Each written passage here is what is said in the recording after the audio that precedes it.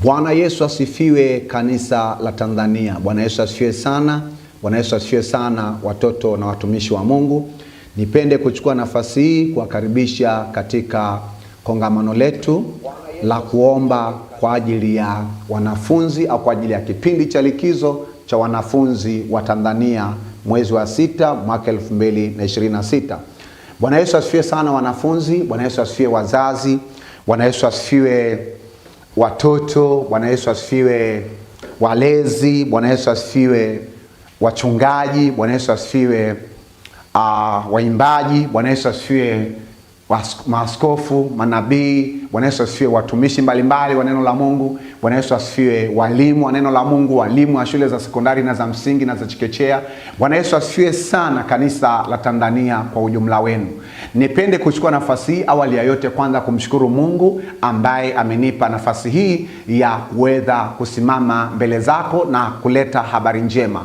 Mimi kwa majina naitwa Ole Njolai. Namshukuru Mungu ambaye amenipa kipawa cha ualimu. Katika ukisoma Waefeso 4 Waefeso 4 mstari wa 11 inasema na Bwana na wengine, manake na Bwana akawafanya wengine kuwa mitume, wengine kuwa manabii, wengine kuwa wachungaji, wengine kuwa walimu na wengine kuwa wainjilisti. Kwa hiyo wito wetu sisi katika mwili wa Kristo ni huduma ya ualimu. Siko peke yangu katika maono haya makubwa ya kufundisha kwa kutumia vifaa vya electronics, mitandao ya kijamii na teknolojia ya internet, lakini niko pamoja na mke wangu mpenzi, jina lake anaitwa Nekinyo Ole Njolai au anaitwa Joinasi Ole Njolai. Kwa tuko naye na hivi sasa manake yuko katika kuliombea kusudi la Mungu liweze kukamilika, na kwenye vipindi vingine, kwa sababu hii ni kazi endelevu na ni kazi na maono ya muda mrefu wa karibia kipindi cha miaka 40. Kwa hiyo naye atakuwa na vipindi na ataendelea kufundisha, tunafundisha naye. Anakuwa na vipindi, amekuwa na vipindi, ana vipindi na atakuwa na vipindi ili tuweze kushirikiana kwa pamoja, na kusudi ambalo liko ndani yetu ni kujenga mwili wa Kristo. Bwana Yesu asifiwe sana. Lakini pende pia kuchukua nafasi hii kukaribisha kwenye shule yetu ambayo tunafundisha neno la Mungu kwa kutumia vifaa, manake vifaa vya kidigitali, au kwamba hatuko ana kwa ana na watu tunaowafundisha, iwe wanafunzi, iwe wazazi, iwe watu wazima, manake hatukutani nao ana kwa ana, bali tunafundisha kupitia teknolojia ya vifaa vya electronics utakavyokuwa unatumia wewe kuweza kusoma na uweza kujifunza na kufuatilia ibada na semina mbalimbali na makongamano mbalimbali, mitandao ya kijamii, na tutatumia mitandao ya kijamii mingi sana hata ambaye itakayokuja kugundulika baadaye. Kwa sasa tumejikita zaidi kufundisha kupitia mtandao wa jamii unaoitwa YouTube, na tuna channel au tuna shule huko ya kufundisha neno la Mungu kwa lugha ya Kiswahili, na tuna shule 4, tuna chuo kimoja, tuna taasisi moja ya kufundisha elimu ya uhandisi, sayansi, teknolojia, artificial intelligence au akili bandia pamoja na hisabati. Bwana Yesu asifiwe sana. Kwa hiyo nipende kuchukua nafasi hii kukaribisha kwenye shule yetu, lakini pia platform nyingine ninayotumia ni WhatsApp. Kwa hiyo WhatsApp tunatumia kwa ajili ya kufundisha kwa kutumia silaha tofauti tofauti. Kwenye YouTube tutakufundisha kwa njia ya video, kwa njia ya sauti na kwa njia ya maandishi. Na madarasa yetu ni halisi kabisa, ambapo una uwezo wa kuuliza maswali nasi tukakujibu, na Roho Mtakatifu akutusaidia kuweza kujibu. Lakini pia unaweza ukauliza maswali kwa njia tofauti tofauti.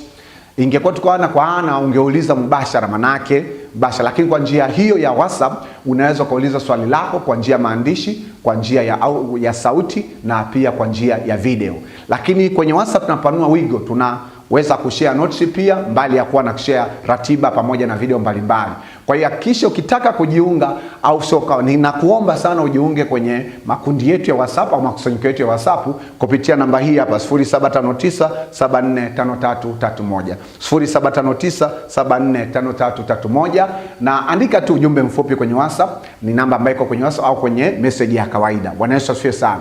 Kwenye YouTube naomba nikukaribishe, napenda kukaribisha katika shule yetu inaitwa Ufalme wa Mbinguni. Ufalme wa Mbinguni uje Tanzania kwenye mabano Ole Njolai N. Na katika shule hii tuna idara kubwa 5. Zitaongezeka kadri Roho Mtakatifu anavyoendelea kuziongeza. Na leo hii tuko kwenye idara ya kongamano la maombi na majibu kwa ajili ya likizo ya wanafunzi Juni 2026. Nitakueleza baadaye juu ya maandishi mengine unayoona hapo, lakini ninapenda sana na napenda nikuombe Kwa njia hii, na unapokuwa mwanafunzi wa shule hii, tutakufundisha namna kutengeneza maktaba yako au library yako ya neno la Mungu, ukiongezea maktaba yako labda ya masomo yako ya darasani, ya sekondari, ya shule ya msingi. Una madaftari, una vitabu umevitunza, au chuo kikuu basi, au labda kwenye maisha ya kila siku, kwenye seminars umekuwa ukiandika. Kwa hiyo hii itakusaidia kukupa nidhamu ya kuongeza nini, ya kuongeza, ya kupanua madhabahu, lakini nakupa nidhamu ya kuongeza library yako au maktaba yako.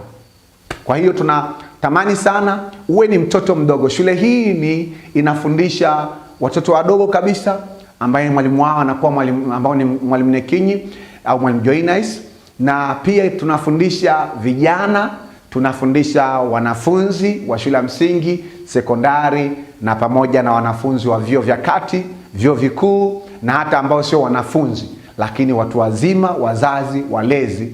Kimsingi manake viungo vya mwili wa Kristo. Bwana Yesu asifiwe sana. Kwa sababu unapokwenda kanisani unakuta kabisa kwamba unaweza kumkuta mtu ana miaka 50 lakini kiroho ana mwaka mmoja. Kiumri wa kuzaliwa na miaka 50 lakini amemjua Mungu ndani ya mwaka mmoja na kaanza kumtumikia. Bwana Yesu asifiwe sana. Kwa hiyo tunakuomba sana uwe na Biblia yako. Hii hapa ndo Biblia yangu mimi, manake hard copy, au uwe na Biblia ambayo inaitwa soft copy kwenye simu yako au kwenye kompyuta yako, lakini uihakikishe kwamba hiyo Biblia, chukua mistari angalau labda tuseme mistari 50 tofauti. Soma kwenye Biblia hii hapa, alafu yakiki kama imeandikwa hivi, kwa sababu kwenye soft copy kuna Biblia ambazo sio hizi, kwa hiyo kuna Biblia ambazo sio sahihi. Bwana Yesu asifiwe sana. Lakini pia uwe na daftari. Kwa maana mimi kama mwalimu wako au kama mwalimu wa zamu leo na daftari langu, na uwe na kalamu. Uwe na kalamu kwa ajili ya kuweza kuandika. Lakini kwa sababu sasa hivi ni kipindi cha teknolojia, sio lazima uwe navyo hard copy kama hivyo. Unaweza kuwa unaandika notes kwenye simu yako, au kaandika notes kwenye kompyuta yako, au kaandika notes kwenye kishikwambi chako ambacho nachotumia kujifunza somo hili. Bwana Yesu asifiwe sana. Kwa hiyo leo hii ni siku ya pili ya kongamano, ambapo tunakwenda kusoma au agenda nayo kwenda kuiombea. Tunakwenda kuombea watoto wetu ili wasome kwa bidii kiBiblia kipindi cha likizo. Kwa hiyo ndio agenda ambayo tunayo, kusoma kwa bidii kiBiblia kipindi cha likizo. Hiyo ndio agenda ambayo tunayokwenda kuibeba, ambayo ni agenda ya pili. Hii ni agenda ya pili, na tulishaomba kwa ajili ya agenda ya kwanza. Kama hujafuatilia ile somo na yale maombi ya agenda ya kwanza, nenda kwenye shule yetu, tafuta kwenye YouTube Ufalme wa Mbinguni Uje Tanzania, kwenye mabano wewe andika tu Ufalme wa Mbinguni Uje Tanzania. Ukitafuta pale utaona shule, utaona kitufe cha mviringo, pembeni yake kuna hili jina la shule, Ufalme wa Mbinguni Uje Tanzania, kwenye mabano Olenjolai N. N ni herufi ya kwanza ya msaidizi wangu. Bwana Yesu asifiwe sana. Sasa je, uko tayari kwa ajili ya kuweza kwenda kujifunza na kuomba na kuwaombea wanafunzi wa chekechea, wanafunzi wa shule ya msingi na wanafunzi wa sekondari wa nchi ya Tanzania, mikoa yote 31? Kama jibu ndio, basi naomba tuombe na tutambue uwepo wa Roho Mtakatifu aliyetukusanya ili tuweze kujifunza na kuomba pamoja naye. Tuombe. Mungu wetu na Baba yetu, tunakuja mbele zako, tunasema asante kwa rehema zako na baraka zako. Asante kwa maana wewe ni mwaminifu na wewe ni mwingi wa rehema na mwingi wa fadhili, katika jina la Yesu Kristo Nazareth. Tunakuja mbele ya madhabahu yako, tunaomba toba katika jina la Yesu Kristo. Utusamehe, ututakase, utusafishe kwa damu ya Yesu Kristo wa Nazareth. Bwana Yesu, tunakuja mbele zako ya mfalme amani kwa ajili ya kukutukuza na kukuinua peke yako, kwa maana unastahili, katika jina la Yesu Kristo Nazareth. Roho Mtakatifu, karibu katika madhabahu hii. Roho Mtakatifu, karibu katika patakatifu pa utakatifu pako, upate kwenda kutuhudumia na kutufundisha, kwa maana hatujui kujifunza neno lako pasipo kuwepo na msaada wako, na hatujui Bwana kuomba pasipo kuwepo na msaada wako. Na Mungu, wewe ndio unayetufundisha kuomba sawa sana mapenzi yako, katika jina la Yesu Kristo Nazareth. Amen. Asante sana. Basi kabla sijafanya marudio ya kipindi kilichopita, kulingana na ratiba ya TAMISEMI, Wizara ya Elimu, Sayansi na Teknolojia ya Tanzania, ikishirikiana na taasisi mbalimbali zinazosimamia shule za chekechea, msingi na sekondari, kipindi cha mwezi wa 6 ni kipindi cha likizo. Ni kipindi ambacho watoto au wanafunzi wengi wanatoka mashuleni, kwa wale wanaosoma shule za boarding, au kwa wale wanaosoma shule za kutwa, manake hawaendi shule. Kwa hiyo muda mwingi hawa watoto wanakuwa mikononi mwa wazazi, au mikononi mwa walezi, au mikononi mwa ndugu, au mikononi pia wa marafiki. Wako pia baadhi ya wachache wanaobaki, japokuwa siku hizi kwenye shule nyingi za bweni hairuhusiwi hiyo wanafunzi kubaki kipindi cha likizo, lakini kwa sababu ya umbali au kwa sababu ya changamoto mbalimbali, wako ambao wako mashuleni. Sasa jambo la msingi ambalo lipo ni kwamba, je, tumewekeza kwa kiwango gani kuwaombea kipindi hiki? Tunaweza tukaona tabia nyingi sana ambazo labda kama mtoto alikuwa yuko boarding au alikuwa anasoma shule ya kutwa, ila kwa sababu haukai naye muda mrefu au hayupo nyumbani kwa muda mrefu, kumbe kuna tabia amekuwa akijifunza. Sasa kipindi hiki inawezekana ukaona hiyo tabia ukachanganyikiwa na ukaanza kupata mahangaiko. Ndio maana Mungu ameachilia wazo hili ili tuweze kuomba na kuweka msingi. Sababu hii ni wiki ya kwanza ya likizo kwa shule nyingi sana. Zaidi ya shule 85% za nchi hii. Ziko ambazo zimefunga mapema wiki moja, wiki mbili kabla, lakini zaidi ya 80% manake hii ndo wiki ya kwanza, kwa sababu leo hii ni tarehe 12 mwezi wa 6 mwaka 2026. Na haya ni maombi endelevu.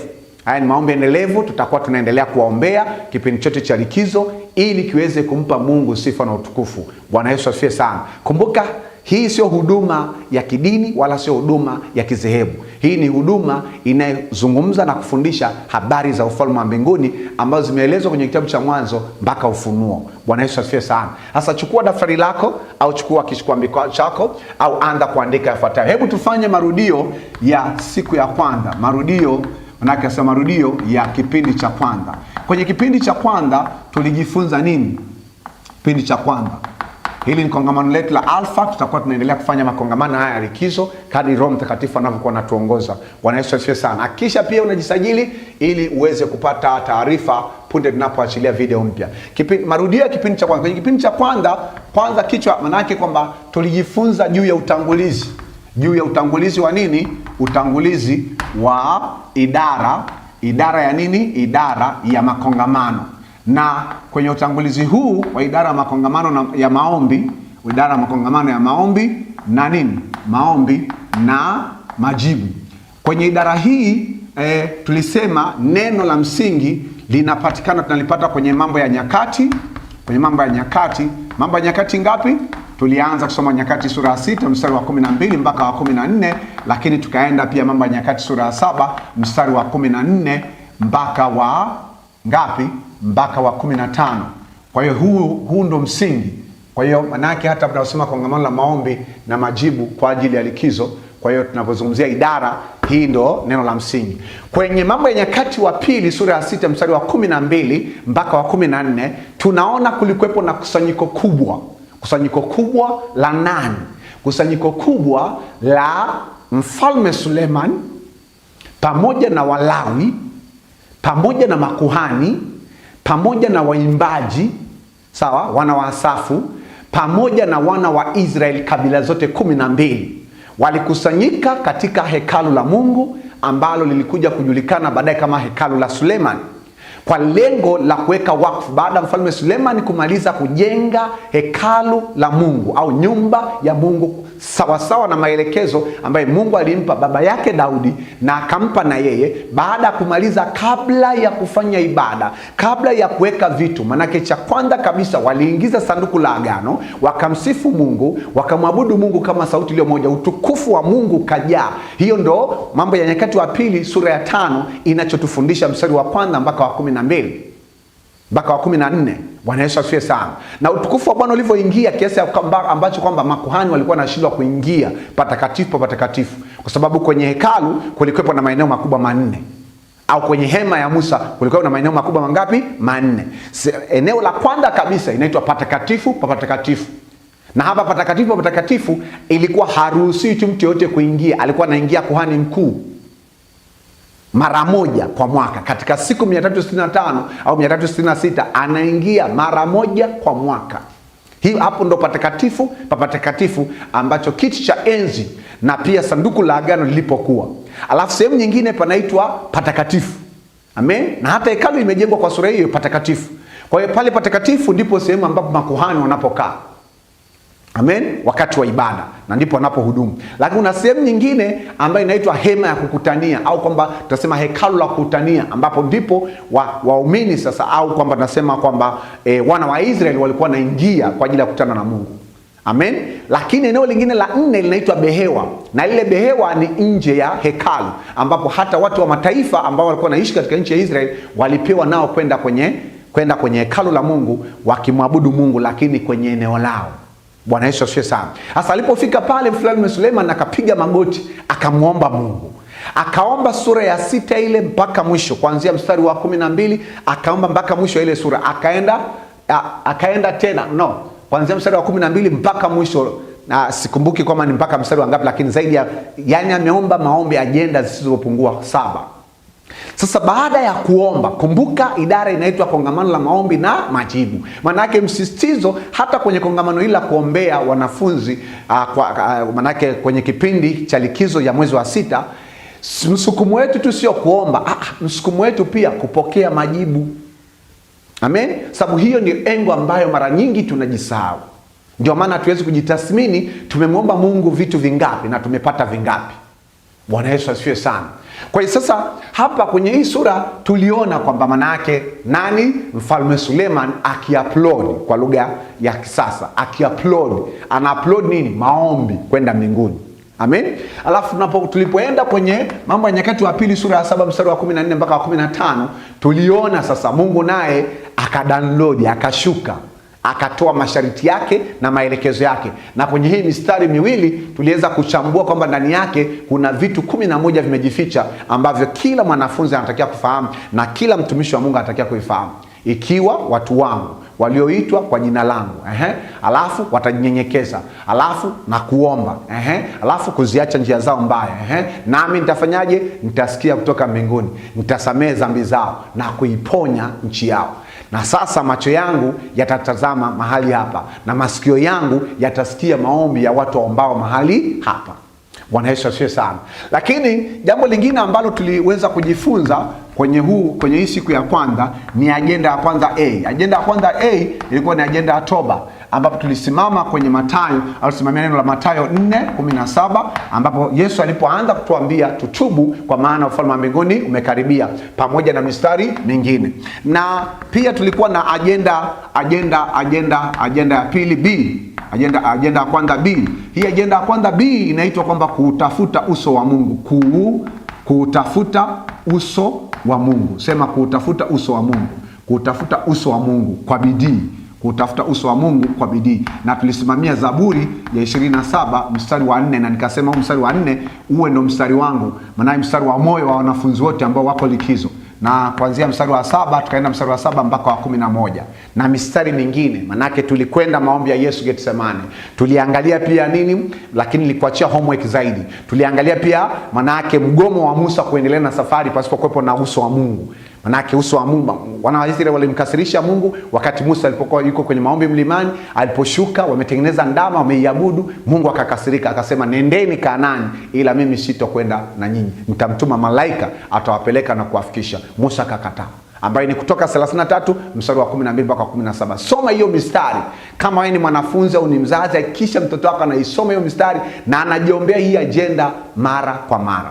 Sasa leo hii agenda ninayokwenda kuomba ni agenda ya pili, ambayo ni kusoma kwa bidii kipindi cha likizo. Kwa ni siku ya pili na tuna agenda ya pili. Kuna mistari kadhaa ambayo tunataka twende. Kama pia hujaona video au soma manake video ya siku ya kwanza, nenda kwenye shule yetu ya ufalme wa mbinguni, uje Tanzania, utaona kwamba hiyo video imeandikwa namba 1, kongamano la maombi, la maombi kwa ajili ya wanafunzi kipindi manake likizo ya Juni, mikoa yote 31 ya Tanzania. Bwana Yesu asifiwe sana. Sasa leo twende kwenye agenda hii. Andika. Twende kwenye agenda ya pili, na agenda ya pili tunaenda kuomba nini? Kwa manake kuomba kwa ajili ya nini? Kuomba au kuwaombea, kuwaombea nini? Kuwaombea wanafunzi wa nini? Wa chekechea, andika kabisa chekechea, wanafunzi wa shule za msingi, msingi, shule za msingi na sekondari. Unaombea nini? Sekondari, ili wawe, andika tu hivyo, wawe na bidii ya kusoma, wawe na bidii ya kusoma, wawe na bidii ya kusoma kibibilia, au wasome kwa bidii kibibilia, kibiblia, wasome kwa bidii, wawe na bidii ya kusoma kibibilia. Sijasema tu wasome Biblia peke yake, hata masomo ya darasani wasome kibibilia, kwenye jicho la Biblia. Kipindi cha likizo Juni 2026. Hiyo ndio ajenda ya maombi, kuwaombea wanafunzi wa shule za chekechea, shule za msingi, shule za sekondari, ili wawe na bidii ya kusoma kibibilia. Kumbuka hili ni kibibilia, sio Biblia. Biblia pia ni mojawapo. Biblia ni mojawapo ya kitabu wanachotakiwa kukisoma. Sababu Biblia ndio taa. Neno la Mungu ni taa la nini? Ya miguu yetu. Biblia inatuonyesha njia. Biblia inabeba, manake ina neno la Mungu ambayo imebeba pumzi ya Mungu. Bwana Yesu asifiwe sana. Hai, sasa tunasimama au kwamba Mungu ametupa mistari gani? Tutakwenda tutafakari, manake tutakwenda kutafakari mistari ifuatayo. Tutakwenda kujifunza jambo hili kutoka kwenye kitabu cha Daniel sura ya 9 mstari wa ngapi? Mstari wa 2 mpaka wa 6. Amen. Tutakwenda hapo. Alafu tutakwenda kujifunza, tuanze na hii kwanza, alafu tutakwenda kwenye vitabu vingine ambavyo ikiwepo Timotheo na vitabu vingine kadri ambavyo Roho Mtakatifu atakavyokuwa anatuongoza. Chukua Biblia yako, fungua kitabu cha Nabii Daniel. Kitabu cha Nabii Daniel kiko kati ya kitabu cha mambo ya maombolezo ya Yeremia pamoja na yani kabla, maana kipo baada ya kitabu cha maombolezo ya Yeremia, na pia kitabu cha Daniel kipo kabla ya kitabu cha Nabii Hosea. Kitabu cha Daniel sura ya 9. Tutakwenda kutafakari pale mstari wa 2 mpaka wa 6. Andika hizo notes vizuri. Haya, kama umefika sema amen. Daniel 9:2 mpaka 6. Sema amen. Bwana Yesu asifiwe sana. Neno la Mungu linasema hivi kwenye Daniel sura ya 9 mstari wa 2, linasema hivi: katika mwaka wa kwanza wa kumiliki kwake. Nani huyo? Anazungumzia nani? Dario, mfalme Dario. Mimi Daniel, kwa kuvisoma vitabu nalifahamu hesabu ya miaka ambayo neno la Bwana lilimjia Yeremia nabii, ya kuutimiza ukiwa wa Yerusalemu, yani miaka 70. Mstari wa 3, nikamwelekezea Bwana Mungu uso wangu ili kutaka kwa maombi na dua pamoja na kufunga na kuvaa nguo za magunia na majivu. Mstari wa 4, nikamwomba Bwana Mungu wangu, nikaungama nikasema: Ee Bwana Mungu mkuu, mwenye kutisha, ushikae maagano na rehema kwao wampendao na kuzishika amri zake. Mstari wa 5, tumefanya dhambi 1, tumefanya ukaidi 2, tumetenda maovu 3, tumeasi 4, na hata kwa kuyaacha maagizo yako 5, na kuacha hukumu zako 6. Mstari wa 6, wala hatukuwasikiliza watumishi wako 7, wala hatukuwasikiliza manabii ambao kwa jina lako walisema na wafalme wetu 8, na wakuu wetu 9, na baba zetu 10, na watu wote wa nchi. Bwana Yesu asifiwe sana. Bwana Yesu asifiwe sana. Unaona, hapa tunajifunza kanuni muhimu sana ya maisha ya elimu, ambayo inazungumza kwamba kusoma kwa bidii, kusoma kwa bidii, kusoma kwa bidii.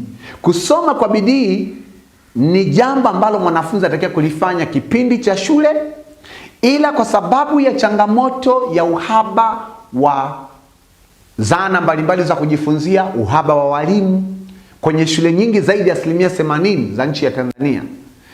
Kwa hiyo kipindi cha likizo kikawaida kabisa, kwa falsafa za kawaida, ilitakiwa wanafunzi watumie muda mwingi sana kupumzika, kwa sababu wamekuwa katika masomo kipindi cha miezi 5 la mfululizo.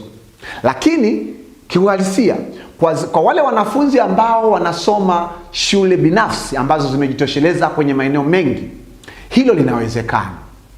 Inawezekana kabisa kipindi hiki cha likizo, hata madaftari, wengine wanaacha madaftari shuleni na akarudi akaendelea pia kujifunza mada zinazofuata huko mbele. Sasa unachokuja kujikuta ni kwamba katika shule nyingi ukitumia kanuni hiyo kama kipindi cha likizo ni cha kupumzika, kwanza mwanafunzi anasahau zile topiki, zile mada zote au zile sura zote au topiki zote alizofundisha kipindi cha miezi 5, lakini pia anakuwa kipofu, anavurudi shuleni hajui anatakiwa kujifunza mada ipi ya mwezi wa 7, mwezi wa 8, mwezi wa 9, mwezi wa 10, mwezi wa 11. Ikifika mwezi wa 12 unadai ripoti. Unasikitika kabisa kwamba kwa nini mwanangu ameshuka? Hapana. Ameshuka kwa sababu kuna mahali na kuna muda ambaye alikuwa na muda mwingi wa kuwa na uhuru binafsi wa kusoma na kukadhana, hakuweza kuutumia. Bwana Yesu asifiwe sana. Kwa watu wazima ambao wamepita kwenye fani ya elimu, wanaelewa kabisa ninachokuwa nakisema. Amen. Sasa hapa tukirudi kwenye Daniel, tunaona Daniel alikuwa nabii. Ondoa jina la Daniel, weka jina la mwanafunzi wa chekechea, weka jina la mwanafunzi wa shule ya msingi, weka jina la mwanafunzi wa sekondari, weka jina lake kama Olenjolai, kama Nekinyi, kama Esther, weka jina lake kama Mage, weka jina lako hapo. Amen. Kama John, Matayo na kadhalika. Sasa Daniel alifanya bidii ya kuvisoma vitabu. Kuvisoma vitabu gani? Nabii Daniel ingawa alisoma vitabu vingine, lakini hapa kwenye mstari wa 2 Daniel 9:2 anasema hivi: katika mwaka wa kwanza wa kumiliki kwake, kile kipengele cha B, mimi Daniel kwa kuvisoma vitabu na alifahamu hesabu ya miaka ambayo neno la Bwana lilimjia Yeremia nabii ya kutimiza ukiwa wa Yerusalemu, yani miaka 70. Alisoma hivyo vitabu mara kwa mara, lakini hakuona kitu. Ila akaamua sasa ilipofika kipindi cha utawala, kwa sababu Daniel alikuwa kwanza mwanafunzi kwenye chuo cha Wakaldayo. Manake alikuwa ni mwanafunzi ambaye wa kwanza kabisa kuanzisha elimu. Lakini baada ya Daniel kusoma kwenye kile chuo kwa miaka 3 ili akamtumikie mfalme wa Babeli. Amen. Na alikataa kabisa kwamba kunajisiwa kupitia kwenye chakula na divai ya mfalme. Baada ya kumaliza akaingia kwenye nafasi ya uongozi kipindi cha mfalme Nebukadneza. Akaendelea. Mfalme Nebukadneza akamaliza kipindi chake, akalala. Akamwachia mwanae nani? Belshaza. Belshaza akaongoza kipindi chake, akamkosea Mungu, Mungu akamshughulikia. Akaja mfalme wa awamu ya 3 ambaye ni Dario. Najua kabisa kwamba Daniel alikuwa anasoma hivyo vitabu vya nabii Yeremia, ambao ni vitabu viwili, kitabu cha nabii Yeremia alafu na kitabu cha maombolezo ya Yeremia. Alikuwa anavisoma tangu akiwa yuko chuoni. Alikuwa anavisoma kipindi cha Nebukadneza. Alikuwa anavisoma kipindi cha Belshaza, lakini hakupata ufahamu. Kipindi mwaka wa kwanza kutawala mfalme Dario akapata ufahamu. Nini kinachotufundisha manake? Kwamba hapa tunaona jambo moja hapa ambalo la msingi. Inawezekana huyo mtoto alipokuwa anasoma mada kadhaa, mwezi wa 3, mwezi wa 4, mwezi wa 5, hakuelewa, hakupata maarifa, hakupata ufahamu, kiasi ambacho kipindi hiki cha likizo ni muda mzuri yeye kuweza kucompensate kile ambacho alichoshindwa kukielewa au kukifuatilia na kupata muda wa kutosha, lakini pia kuweza kusoma mada au sura zitakazofuata ili awe mbele. Kwa sababu neno la Bwana kwenye Kumbukumbu la Torati 28:13 linasema mtakuwa vichwa wala sio mikia. Maana yake kazi mojawapo ya kichwa ni kufikiri juu ya mambo yajayo, juu ya mambo ya baadaye. Na ndio maana Waebrania 11:1 inasema hivi kwamba imani ni kuwa na uhakika wa mambo yatarajiwayo na ni bayana ya mambo yasiyoonekana. Kwa sasa hivi kipindi hiki cha mwezi wa 6, inawezekana ni mwanafunzi ambaye yuko labda kidato cha kwanza. Kwenye kidato cha kwanza kulingana na mtaala mpya wana sura 6 wanazotakiwa kuzisoma mwaka mzima. Inawezekana mwalimu ameishia sura ya 2 au sura ya 3, lakini yeye anatakiwa kwenda mbele kusoma sura ya 4 ambayo ya ratio na proportion, kusoma sura ya 5 algebra na kuendelea. Bwana Yesu asifiwe sana. Bwana Yesu asifiwe sana. Kwa hiyo katika muktadha wa namna hiyo unakuja kuona kabisa kwamba si kipindi tu cha kurelax, si kipindi tu cha kupumzika. Kuna agenda ya kupumzika ambayo utajifunza siku ya 3, lakini leo hii Mungu ametupa agenda ya kusoma kwa bidii kiBiblia. Bwana Yesu asifiwe sana. Sasa hebu tuandike mambo kadhaa hapa.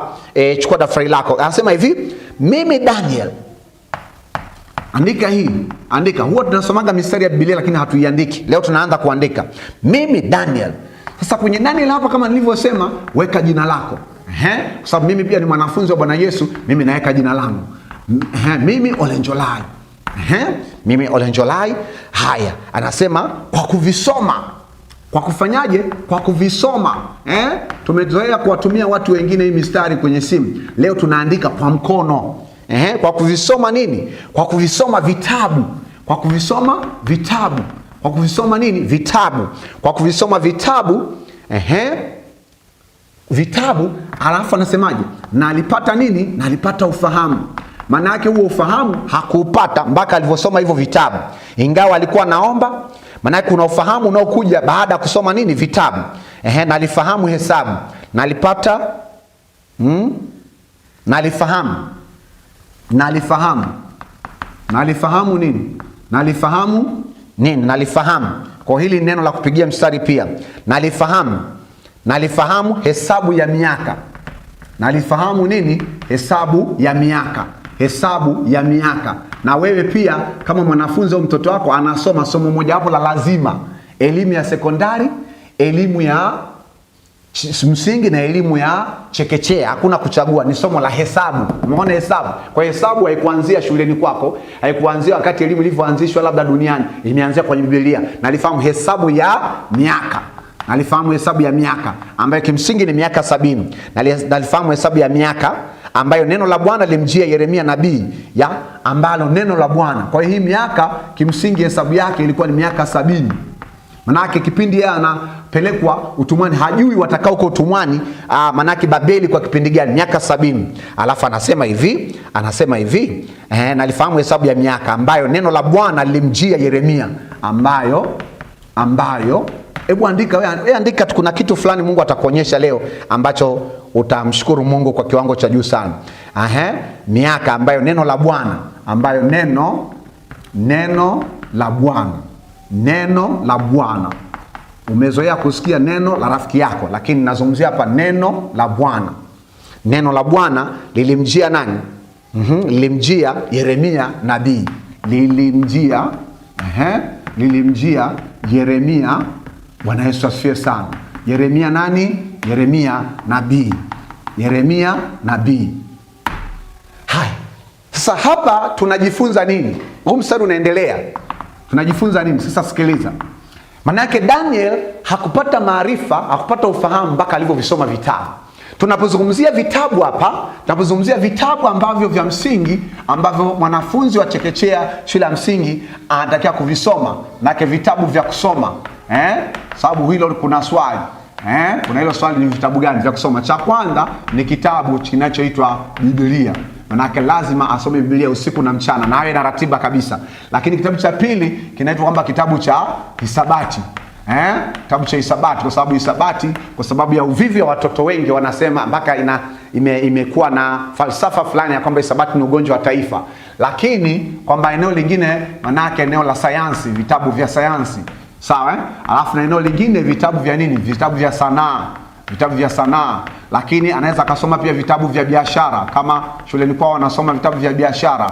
Lakini kuna vitabu vya kilimo, kama shuleni kwao wanasoma nini? Kilimo na kadhalika. Na kadhalika.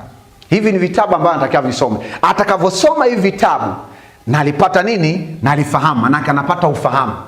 Bwana Yesu asifiwe sana. Alipata nini? Ufahamu. Kwa hiyo tunapozungumzia alisoma vitabu, unapolichukua hili neno la kwenye Biblia na kulileta kwenye maisha ya kawaida, usilifunge tu kwamba ni vitabu manake vya Biblia. Biblia pamoja na vitabu vingine ambavyo, kwa sababu unajua watoto wa shule ya chekechea, watoto wa shule ya msingi, wanafunzi wa shule ya sekondari, kazi yao kubwa kwenye kipindi cha mwaka ni kusoma. Kama vile ambavyo wewe labda au mzazi ameajiriwa au ni mfanyabiashara. Kwa hiyo ndo kazi yake kubwa. Kwa hiyo kwa mwanafunzi hiyo ndo kazi yake. Yaani manake amepata ajira kwenye elimu. Bwana Yesu asifiwe sana.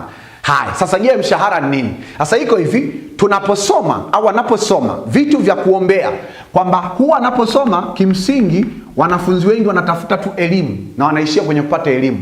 Na kwa sababu ukiwa na elimu lakini huna kitu cha pili ambacho kinachoitwa maarifa, utaangamia kwa kukosa maarifa. Sababu Hosea, unaona, kwa elimu, maana akasema mshike sana elimu. Nakumbuka Kwa hiyo misali ngapi hiyo? Mshike sana elimu wala usimwache aende zake. 4 ngapi? Misali 4 ngapi? 13 kama sikosei. Mshike sana elimu. Haya. Na kuna elimu ya neno la Mungu, kuna elimu ya hisabati, kuna elimu ya sayansi, kuna elimu ya sanaa, kuna elimu ya biashara, kuna elimu ya kilimo na kadhalika. Sasa kwenye elimu, ukishapata mtoto akishapata elimu, anakuwa na jukumu la kubadilisha elimu iwe maarifa. Usipobadili elimu kuwa maarifa, hutofanikiwa kwenye maisha ya kawaida. Mitihani ya shuleni iko shuleni. Kwenye maisha ya kawaida kinachotumika sio elimu, ni maarifa. Ndio maana kuna falsafa inayoitwa kwamba elimu ni ufunguo wa maisha. Kwa mfano, kama unachukua ufunguo, unafungua mlango. Amen. Kwa hiyo ufunguo una kazi kubwa mbili. Cha kwanza, kuruhusu mtu au kitu kuingia. Cha pili, kuzuia kitu ambacho hakikuruhusiwa kuingia. Kwa hiyo kazi ya funguo ni kufunga na kufungua. Kwa kama elimu ni ufunguo wa maisha, manake inakufungulia maisha. Sasa ufunguo hauhusiki na swala la jikoni kwamba utaenda utapika. Ufunguo hauhusiki na mambo ya kitanda ambayo kiko ndani ya hicho chumba, hiyo nyumba. Ufunguo hauhusiki na watu, hauhusiki na afya yako. Ufunguo hauhusiki na hela. Ndio maana elimu ni ufunguo. Sasa kumbuka kwamba soma Hosea. Hii ni homework. Hosea ngapi? Hosea 4 mstari wa 6. Watu wangu wanaangamizwa kwa kukosa maarifa. Haikusema watu wangu wanaangamizwa kwa kukosa elimu. Unaweza kuwa na elimu lakini ukaangamia kwenye maisha. Kwa hiyo hii ni ajenda ambayo inatakiwa tuiombee kweli kweli. Sasa maarifa pia peke yake, ukishakuwa na elimu na maarifa haitoshi. Lazima, kwa sababu maarifa tunaita ni taarifa. Nini maana maarifa? Kwa neno fupi, maarifa ni taarifa. Sema taarifa, information kwa lugha ya Kiingereza. Alafu ukishapata maarifa, hatua inayofuata sasa ndipo unapopata ufahamu. Lazima uhakikishe hizo taarifa unazifahamu, ufahamu ambayo kwa Kiingereza inaita nini? Understanding au comprehension. Kwa hiyo ukishapata maarifa ni taarifa. Kwa hiyo kupata taarifa, kwa mfano sasa hivi ukiona unaangalia TV, unaweza kuwa unaangalia kwa saa nzima na zikawa zimepita habari nyingi, lakini sio zote utazifahamu. Zingine tu utakuwa umesikia na zikapita hapo hapo. Kwa hiyo kufahamu ni hatua ya kuingia ndani, ya kutafakari, sio ya kukariri. Amen. Kwa hiyo manake ufahamu, tunasema kwamba hii nini? Manake ni uelewa. Uelewa ambapo akili sana inafanyaje? Inahusika. Sasa pia ukiwa na elimu, maarifa na ufahamu kwenye maisha haitoshi. Lazima uende kwenye hatua ya 4 ambayo inaitwa nini? Hekima. Sema hekima. Hekima. Hekima, lakini kwamba unaweza kuongezea manake hekima. Sema hekima. Hekima tunaita ni nini? Ni matumizi sasa ya hiyo elimu au hiyo maarifa, ambayo kwa lugha ya Kiingereza inaita nini? Application. Kwa lugha ya Kiingereza elimu inaita education, kwa lugha ya Kiingereza maarifa inaita nini? Information, manake inaita knowledge. Kwa lugha ya Kiingereza ufahamu inaita nini? Understanding. Kwa lugha ya Kiingereza hekima inaita nini? Wisdom. Ndio maana Mfalme Suleiman ameandika kwenye kitabu cha Misali kwa mistari tofauti tofauti na sura tofauti tofauti kwamba hekima ni bora kuliko kitu chochote. Manake hekima ni ngazi ya juu. Amen. Kwa nini? Kwa sababu hekima ni matumizi, ni application. Applications of what? Applications of understood information. Hekima manake tunasema ni dhana, au tunasema kwamba ni silaha, au tunasema kwamba manake ni matumizi ya uelewa wa taarifa fulani. Kwa hiyo haijalishi mtoto tunamwombea asome Biblia, asome hisabati, asome sayansi, asome masomo ya sanaa, asome vitabu vya biashara, asome kilimo, lazima apitie ngazi hii, apate elimu ya Biblia, apate maarifa kwenye Biblia, apate ufahamu kwenye Biblia, apate hekima kwenye Biblia. Bwana Yesu asifiwe sana. Na ndio maana Misali 1:7 inasemaje? Kumcha Bwana ni chanzo cha maarifa. Unapomcha Mungu, ndio maana kwamba ajenda ya kwanza ni kutafuta uso wa Mungu. Unapotafuta uso wa Mungu unapata maarifa, ni chanzo cha maisha. Lakini manake wapumbavu hudharau nini? Adabu. Adabu manake nini? Tafsiri yake discipline. Bwana Yesu asifiwe sana. Bwana Yesu asifiwe sana. Kwa hiyo utakuja kuona kwamba, na ukitaona kati ya kitu ambacho wakati Mfalme Suleiman, Mungu alipomtokea mara ya pili Mfalme Suleiman, alipokuwa mara ya kwanza, alipomtokea mara ya kwanza baada ya kwenda Gibeon na kutoa sadaka 1000, akamwambia kwamba Suleiman, omba lolote unalotaka nikupe. Suleiman hakuomba fedha. Suleiman hakuomba kitu, aliomba hekima. Amen. Manake hekima ni bora, na hekima haipatikani shuleni. Mafahamu haipatikani shuleni. Maarifa haipatikani shuleni. Elimu inapatikana shuleni. Hivi ndio akili inatakiwa ifanyeje? Ichakate. Akili ya mwanafunzi inatakiwa ifanyeje? Ichakate. Bwana Yesu asifiwe sana. Bwana Yesu asifiwe sana. Kwa hiyo huo ndo msisitizo. Kwa hiyo utaona hapa Daniel alipata ufahamu, manake ngazi hii. Manake kipindi ambacho anakisoma akiwa yuko labda Israel, kabla hajapelekwa utumwani, alikuwa anapata elimu ya vitabu vya nani? Ya neno la, manake alikuwa anasoma vitabu vya nabii Yeremia. Alipokuwa labda kipindi cha mfalme Nebukadneza au kipindi cha utawala wa Belshaza, alikuwa akisoma na anapata elimu na maarifa.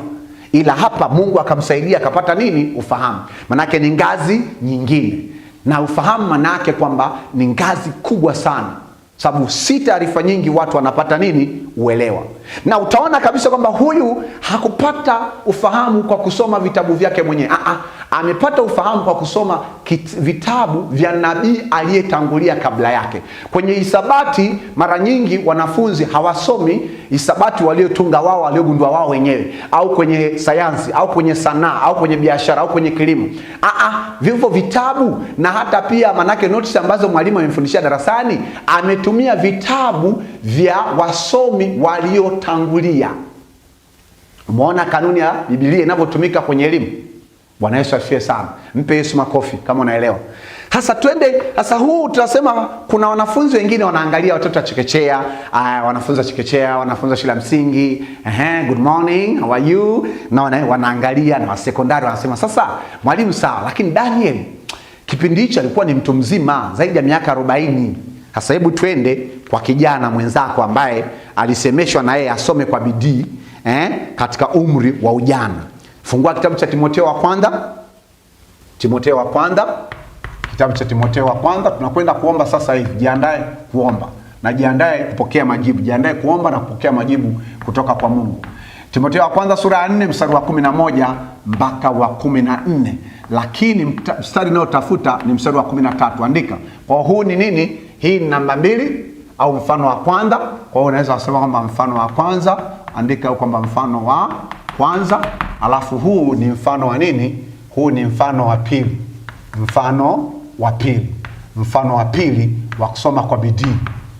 Bwana Yesu asifiwe sana. Mfano wa pili wa kusoma kwa bidii. Mfano wa pili wa kusoma kwa bidii.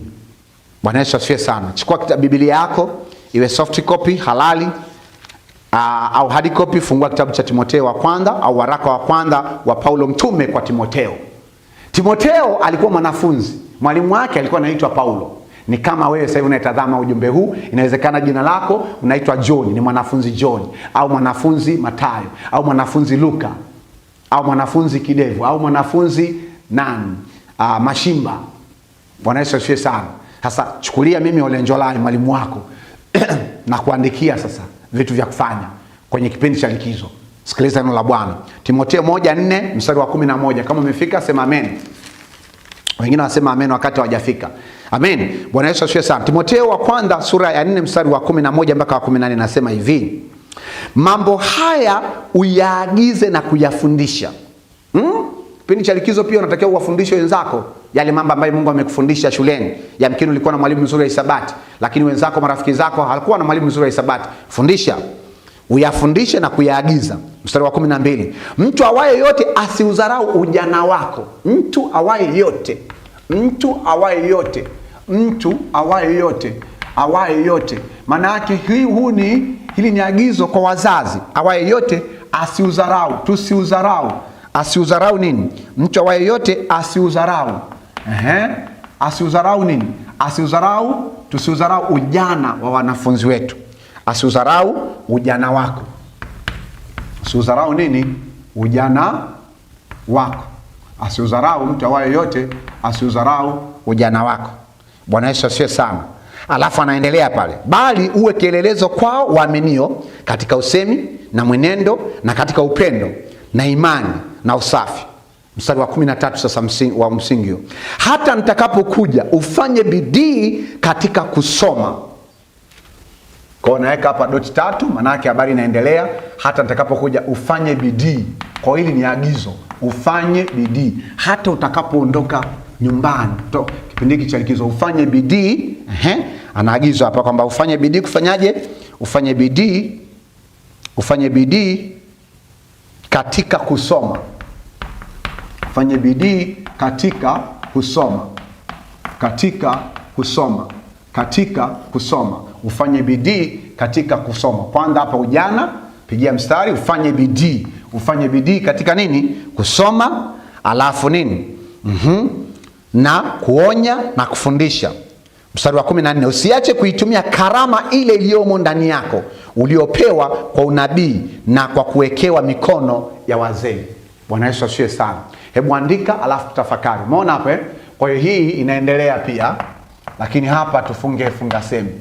Kwa hiyo unaona kabisa kwamba Mtume Paulo anamwandikia mwanafunzi wake au mwalimu Paulo, sababu Paulo alikuwa na tenki 3. Alikuwa na wito wa aina 3. Paulo aliitwa kwenye nafasi ya mtume, Paulo aliitwa kwenye nafasi ya mwinjilisti, na Paulo aliitwa kwenye nafasi ya mwalimu. Soma kitabu cha Timotheo, Timotheo wa kwanza wa pili, utaona hiyo habari jinsi ambavyo anavyosema mwenyewe kwamba Mungu aliniita kuwa mtume, kuwa mwalimu na kuwa mwinjilisti. Sasa huyu kijana wake au mwanafunzi wake, wito uliokuwepo ndani yake Timotheo ni wa injilisti na ualimu. Kumbuka pia katika watoto ambao tunao, wako ambao Mungu ameweka kipawa cha ualimu, kipawa cha injilisti, kipawa cha kumtumikia Mungu, kipawa cha udaktari, kipawa cha uhandisi, kipawa cha mfanyabiashara, kipawa cha elimu ya fedha au kipawa cha manake cha utunzaji wa fedha. Bwana Yesu asifiwe sana. Kipawa cha ubunifu, kipawa cha usayansi, kipawa cha... Kwa hiyo kuna vipawa vingi tunavyovilea. Amen. Sasa nasema hivi, mtu yoyote asiudharau ujana wako. Kwa hiyo maana yake huu waraka aliandikiwa wakati Timotheo akiwa kijana. Maana yake akiwa na miaka 14 au miaka 15 au miaka 16. Lakini pia ni kuachie homework au ni kuachie kazi ya nyumbani. Kazi ya nyumbani ya kuendelea kuimarisha, kwa sababu vijana wengi wanasema kwamba kwenye Biblia bwana hakuna habari zinazonihusu mimi. Kazi ya nyumbani. Bwana Yesu asifiwe sana. Ambayo ndio hii hapa. Soma Yeremia sura ya 1 mstari wa 4 mpaka wa 10. Lakini 2, soma pia hapo utaona mtoto mwingine. Sawa? Sababu huyu alikuwa ni mtoto. Kuna ujana, kuna mtoto, kuna mtu mzima. Alafu pia soma kitabu cha Mambo ya Nyakati wa Pili. Mambo ya Nyakati wa Pili, sura ya 34 mstari wa 1 mpaka wa 10. Utakutana hapa na mtoto anaitwa Yosia, mfalme Yosia, ambaye alipakwa mafuta akiwa na miaka 8. Akiwa na miaka 8 akakabidhiwa kutawala nchi. Je, wewe sasa hivi ukiwa na miaka 8 tukikabidhi Tanzania unaweza kuitawala? Ndio maana kuna raha ya kutafakari neno la Mungu, na kuna utajiri mkubwa ambao huwezi kupata mahali popote isipokuwa kwa Mungu. Bwana Yesu asifiwe sana. Ninaamini kabisa umeona iko mistari mingi sana ambayo inaonyesha au inatufundisha. Pia ni kuachia hapa, Roho Mtakatifu ananiambia namba 3 kwa ajili ya hii kwamba tumia, manake soma namba 3, swali la 3 au kazi ya 3. Soma Yoshua. Wewe soma tu Yoshua sura ya 1, soma kuanzia mstari wa 5 mpaka wa 9, lakini zingatia sana mstari wa 8 ambaye Mungu alikuwa anamwambia kitabu hiki cha Torati, ondoa neno kitabu hiki cha Torati au ondoa neno Torati, andika kitabu hiki cha Biblia takatifu, kisiondoke kinywani mwako, bali yatafakari maneno yake usiku na mchana, ili upate kutenda sawa sana aliyeandikwa humo. Sawa? Ndipo utakapofanikiwa sana, na ndipo utakapostawi katika njia unayoiendea. Unataka kustawi kipindi hiki cha likizo, jambo mojawapo, weka mkakati, weka ratiba, tenga tu angalau dakika 30 mchana na dakika 30 usiku, soma neno la Mungu. Soma tu, soma hata kama unaogopa Agano la Kale umelisoma hujaelewa, soma, omba Roho Mtakatifu. Roho Mtakatifu, naomba unifundishe neno lako. Kwa sababu Roho Mtakatifu ni mwalimu wa pekee na ambaye yuko karibu na wewe kuliko mwalimu mwingine yoyote au mchungaji mwingine au mwinjilisti mwingine au mzazi wako. Bwana Yesu asifiwe sana. Sasa naomba twende tukaombe. Kipindi tunaingia katika kipindi cha kuomba. Tumejifunza, ninaamini kabisa kwamba Roho Mtakatifu amefunua ajenda hii ndani ya moyo wako, na umeona kabisa kwamba sio ajenda ambayo tumeishikilia. Tumekuwa sisi kama wazazi, walezi, walimu, wamiliki wa shule, sawa, viongozi, tumekuwa tunadai matokeo ya kutaka kuona wanafunzi wetu au watoto wetu wanafanya vizuri kwenye mitihani, wakati hatujawekeza kwenye kitu gani? Hatujawekeza katika maombi na katika kutengeneza hayo matokeo mazuri tunayotaka kuona wanayo. Bwana Yesu asifiwe sana. Bwana Yesu asifiwe sana. Haleluya. Haleluya. Basi twende mbele za Mungu tuombe. Mungu wetu na Baba yetu, tunakuja mbele zako, tunasema asante kwa ajili ya kipindi hiki ambacho umetufundisha juu ya ajenda muhimu ya kusoma kwa bidii kiBiblia. Kabla ya kuja na hiyo ajenda, tunakuja na ajenda ya kwanza ambayo ndio ufunguo wa kuingia na kukisogelea kiti cha enzi ambacho Mungu, kiti chako cha enzi kimezungukwa na wenye uhai wanne. Kimezungukwa na wazee 24 Bwana. Kiti chako cha enzi Mungu kimetukuka sana, kimezungukwa na maserafi. Kiti chako cha enzi Mungu katika jina la Yesu Kristo Nazareti kimezungukwa Bwana na makerubi, na kimezungukwa na malaika 1000 mara 1000 mara 1000 mara 1000. Mungu, tunakisogelea kiti chako cha rehema kwa imani. Tunaomba toba kwa ajili yetu, kabla ya kuwaombea hawa watoto, kabla ya kuwaombea wanafunzi wa chekechea, wanafunzi wa sekondari na shule ya msingi. Tunajiweka wakfu mbele zako Mungu. Tazama kama kuna dhambi, kuna uovu, kuna makosa, kuna maasi ambayo shetani ametushtaki mbele zako, kiasi ambacho hatuna uhuru na hatuna nafasi na hatuna mamlaka ya kuingia patakatifu pako kwa ajili ya kuleta ajenda hii na upate kusikia na kujibu kutoka mbinguni. Mungu tusamehe. Mungu tunaomba toba, tusamehe na uturehemu na utubadilishe Mungu, na kutupa nguvu za Roho Mtakatifu ili tupate kuishinda dhambi. Mungu, nakuja mbele zako kwenye nafasi ya ukuhani. Ninaomba toba kwa ajili ya wanafunzi wote wa nchi hii, mikoa yote 31, kwa ajili ya Bwana wanafunzi wa shule za chekechea, shule za msingi, shule za sekondari. Naomba toba kwa ajili ya wanafunzi wa shule za chekechea, msingi na sekondari katika jiji na makao makuu ya nchi ya Tanzania ya Dodoma. Ninaomba toba kwa ajili ya Mungu katika jina la Yesu Kristo Nazareti, kwa ajili ya wanafunzi wote wa chekechea, wa shule za msingi na wa shule Bwana na shule za sekondari, ambaye Mungu kwa hivi sasa wako kwenye kanda ya mashariki mwa Tanzania, ambaye ni mkoa wa Morogoro, mkoa wa Pwani, mkoa wa Dar es Salaam, mkoa wa Tanga, kisiwa cha Pemba, kisiwa cha Unguja, kisiwa cha Mafia, katika jina la Yesu Kristo Nazareti. Sikia kutoka huko mbinguni na usamehe na usahau. Samehe dhambi zao, samehe maovu yao, samehe makosa yao, samehe uasi wao katika jina la Yesu Kristo Nazareti. Mungu, ninakuja mbele zako katika damu ya Yesu Kristo Nazareti. Ninaomba toba kwa ajili ya wanafunzi wa shule za chekechea, msingi, sekondari katika kanda ya kaskazini ya nchi ya Tanzania, ambaye ndani yake kuna mkoa wa Manyara, mkoa wa Kilimanjaro na mkoa wa Arusha. Katika jina la Yesu Kristo Nazareti, pita katika hiyo mikoa na Mungu achilia msamaha, tangaza msamaha ndani ya mioyo yao, na wapate kujisamehe na kusahau kama wewe unavyosamehe na kusahau, kwa sababu unavyosamehe haukumbuki tena dhambi zetu, haukumbuki tena maovu yetu, haukumbuki tena makosa yetu. Ndio maana umesema kwenye Isaya, wewe unasamehe dhambi kwa ajili yako mwenyewe, wala sio kwa ajili yetu. Na hata pale msalabani, wakati ulivyobeba msalaba ukateswa, Bwana, ni kwa ajili ya kutuokoa kutoka kwenye dhambi ya asili, katika jina la Yesu Kristo Nazareti. Ninasimama na Danieli sura ya 9 mstari wa 2 mpaka wa 6, Mungu, ambapo Mungu umetufundisha namna ya kuomba toba kwa ajili ya watu wengine, katika jina la Yesu Kristo. Naomba toba kwa ajili ya wanafunzi wa shule za chekechea, msingi na sekondari katika kanda ya Ziwa Victoria, ambapo ndani yake wako wanafunzi kwenye mkoa Mara, wako wanafunzi hao. Ninaomba toba kwa ajili yao. Wako kwenye mkoa Mwanza, wako wanafunzi hao, Bwana. Naomba toba kwa ajili yao. Mkoa Simiu, wako wanafunzi wako. Naomba toba kwa ajili yao. Kwenye mkoa Shinyanga, wako wanafunzi wako. Naomba toba kwa ajili yao, Bwana. Kwenye mkoa Kagera, wako wanafunzi wako. Naomba toba kwa ajili yao, Mfalme Amani. Kwenye mkoa Geita, wako maelfu na maelfu ya wanafunzi wako ngazi ya chekechea, msingi na sekondari. Mungu, ninaomba uwasamehe na kuwarehemu katika jina la Yesu Kristo Nazareti. Ninakuja mbele zako katika damu ya Yesu Kristo, na naomba toba kwa ajili ya wanafunzi wa chekechea, wanafunzi wa shule za msingi na wa sekondari wa kanda wa kanda ya kusini mwa Tanzania.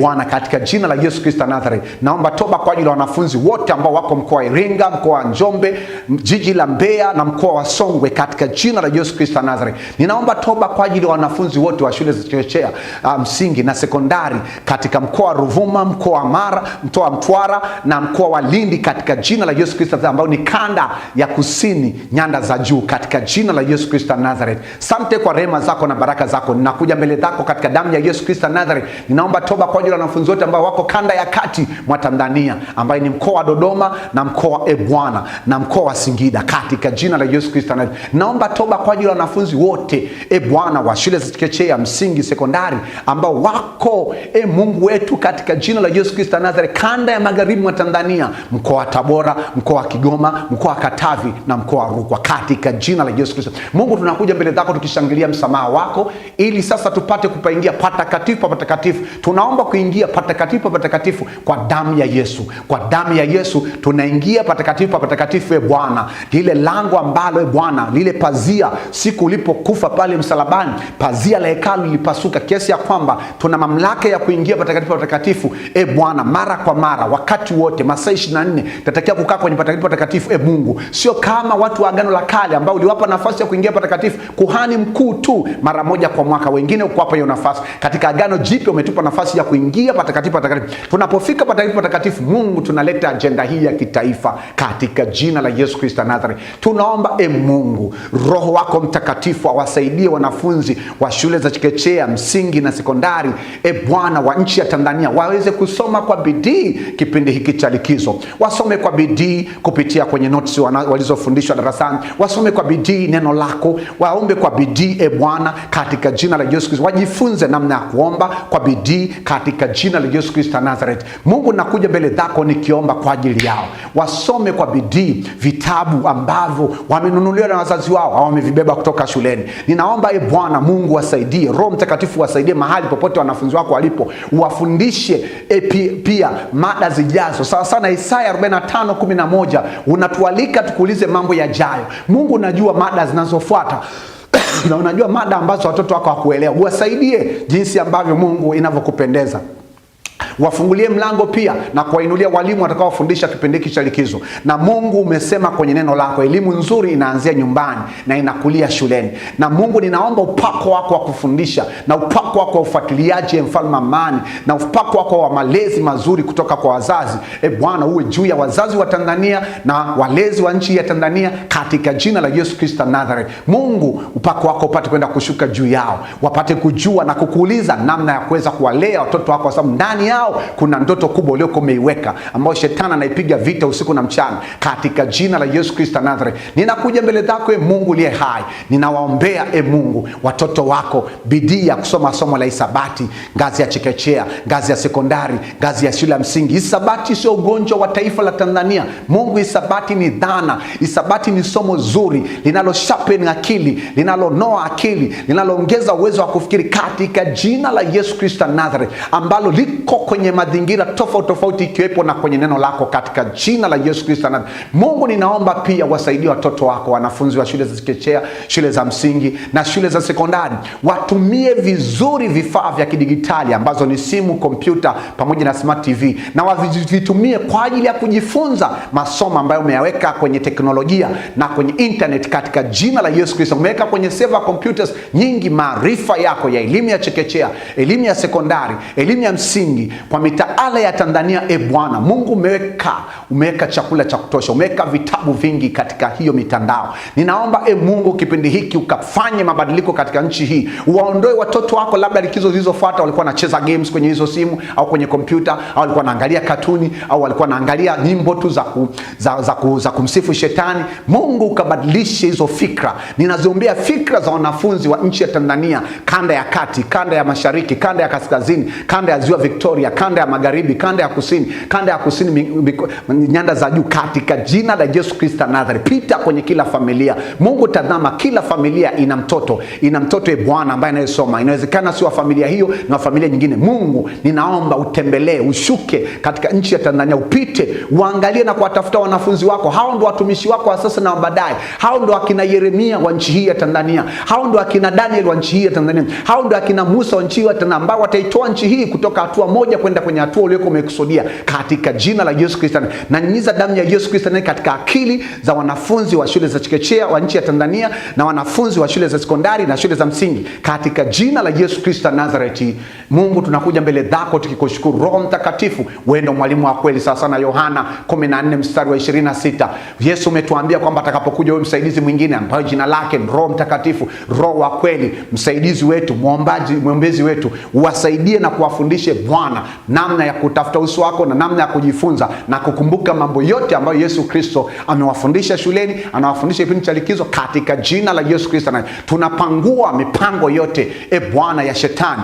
Tunawafurakanisha wanafunzi wa shule za msingi, chekechea na sekondari Bwana na mipango yote ya shetani iliyosukwa kwenye ulimwengu wa kuzimu na kwenye ufalme wa kuzimu, kwenye ufalme wa giza, katika jina la Yesu Kristo. Roho Mtakatifu, okoa, vuna katika kipindi hiki cha likizo, vuna mamilioni na mamilioni ya wanafunzi, wafungue kutoka kwenye vifungo vya ulimwengu wa giza. Wamefungwa akili zao ili wasiweze kuelewa masomo yao, wasifanikiwe katika maisha yao. Mungu, na wafungua kwa mamlaka ya damu ya Yesu Kristo Nazareth, katika jina la Yesu Kristo. Ninakata kamba ambaye kwamba yamkini wamefungwa kwa njia ya sadaka, ili Mungu wasikutumikie wewe, wala wasitumikie lile kusudi lako umeliweka ndani yao, wala wasifanikiwe katika masomo. Mungu, ninapangua kila mipango yote. Inawezekana watoto wako hawa wako ambao ni lango katika familia zao, hakuna wasomi Bwana waliofika kiwango hicho cha elimu. Umsaidie na kumpigania kama mzaliwa wa kwanza, kama vile ulivyompigania mzaliwa wako wa kwanza katika nchi ya Misri ambao ni Israeli, ambao ni Yakobo, katika jina la Yesu Kristo Nazareti. Roho Mtakatifu, tunakuja mbele zako tukisema asante,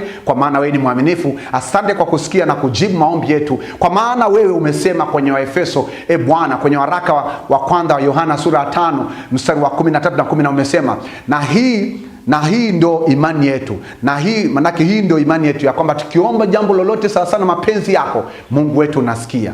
Na kwa sababu tumeomba kwa imani, tunazo haja zote zile tulizokuwa tumekuomba. Mungu, pia Waefeso 3:20 unasema kwamba tunapaswa kukutukuza na kushukuru wewe, usikiae maombi yetu na uwezaye kujibu zaidi ya tuyaombayo na zaidi ya tuyawazayo.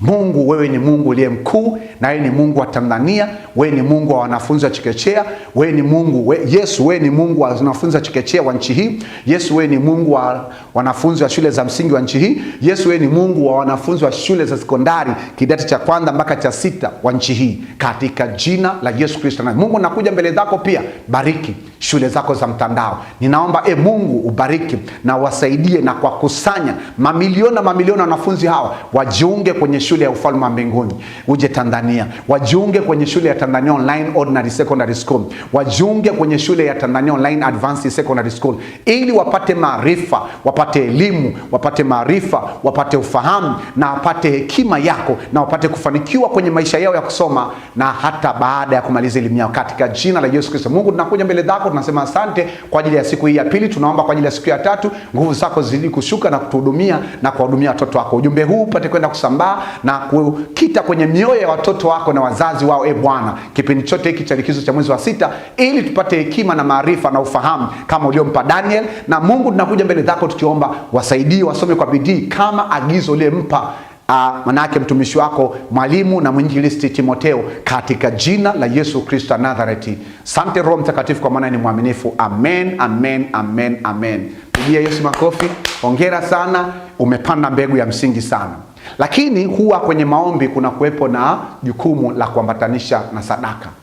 Sasa chukua sadaka yako, mimi sadaka yangu hii hapa, tuunganishe haya maombi na sadaka yetu, kwa sababu kwamba tunasema Waebrania 11:4 nasema hivi: kwa imani Habili alimtolea Mungu sadaka iliyo bora zaidi kuliko Kaini, na damu yake inaongea ingawa amekufa.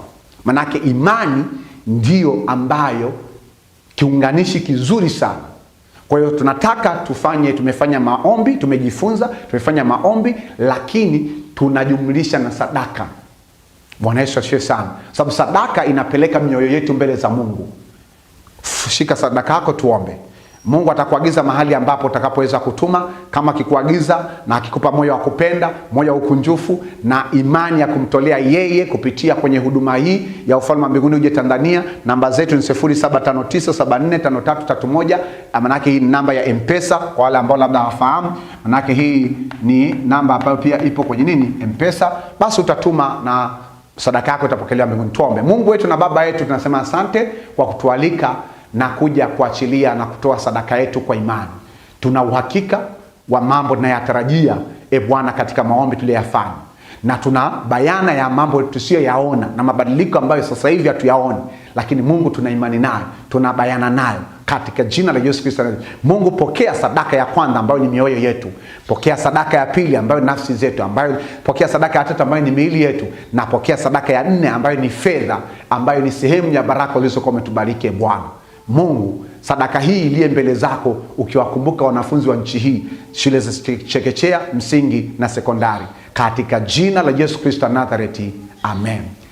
Amen. Basi tolee Mungu wako sadaka hiyo, na nikushukuru sana. Nikukaribishe katika kongamano letu siku ya 3 ambalo litafanyika siku ya tarehe 13 Jumamosi saa 11 kamili mpaka saa 12 wakati wa asubuhi. Amka na Bwana. Bwana Yesu asifiwe sana. Basi Mungu wangu akutunze na kubariki. Tukutane kwenye siku ya 3. Bye bye.